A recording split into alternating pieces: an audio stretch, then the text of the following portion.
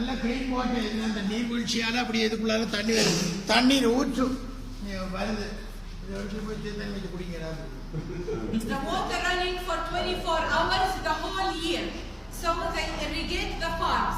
Sometimes they close it from here so the water goes outside, and sometimes they close it from here so the water goes to the farms from this side. தண்ணீரை அதை black பண்ணிடுவாங்க, இந்த பக்கத்தால் போகும், இதை black பண்ணிடுவாங்க, அந்த பக்கத்தால் போகும் தண்ணி.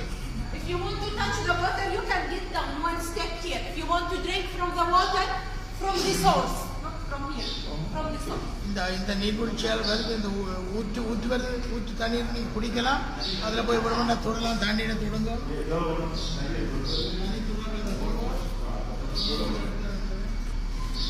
Maybe you might get a bottle.